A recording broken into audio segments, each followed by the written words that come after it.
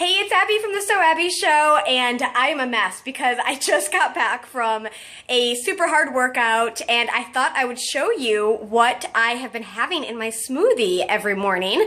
I just did a quick 25-minute interval workout, and then I went and ran and did intervals during that as well, and that was probably about 35 minutes. So whew, it was a tough workout day, and I am ready to refuel, and I'm excited. I got my Vitamix back here ready to go, and I'm going to show you all the ingredients I've been using that has been keeping me full for a very long time. Yesterday I had this same combination, and maybe 3 hours after that it was time for lunch, but I was just not that hungry. I still had lunch, but I couldn't believe how full I was. So I'm excited to share this with you, and here's a little sneak peek.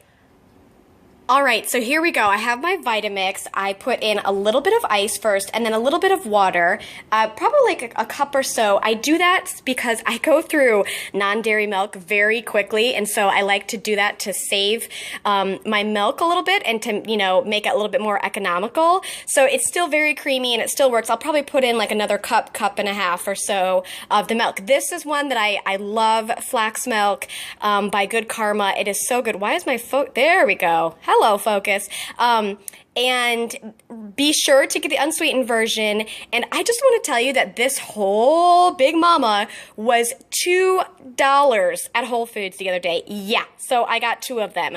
Who says eating healthy is expensive? Not me. So then I have my Vega Sport. I love this chocolate flavor. I usually use either this one or the vanilla. That's kind of my go-to.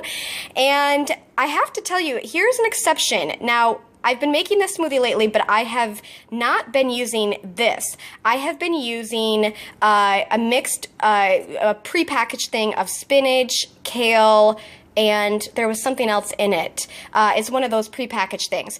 But these are sunflower greens. So I ran out of that mix that I just told you about, so I'm going to try these and see how those work. So it should be safe. My point is, I always like to put a huge handful of something green in there. You won't be able to taste it at all, trust me. I normally put like probably a quarter of this cutting board of greens, spinach, kale, whatever it is.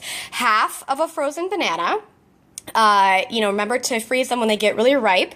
Then I have some organic berries that I'm going to throw in there just a little bit. And then I have spirulina. If you've never had this is an algae that is extremely nourishing, has so many different things in it. I mean, so many things that the list is just crazy of what it has in it. I've got to be honest, I haven't really ever used it before. I've always been, I use it here and there, but not on a regular basis. And I order it at restaurants and stuff when I have go to a raw restaurant or something. But I've never really used it myself. So I am excited to keep incorporating it because I've been loving it. I don't know if that's what's making a difference in my fullness or whatever, but I'm sure digging it so far. So those are the ingredients. And you just throw it all in here to this big mama jamma. And here we go. Okay, everything is locked and loaded. There it is. Ooh, how cool is that? There's the protein powder, the spirulina, and the greens. And I should note that the spirulina, be careful with it because, look, it goes everywhere and it gets all over everything. So just be careful. Okay, time to... Oops. I guess I should plug it in first. Okay, here we go.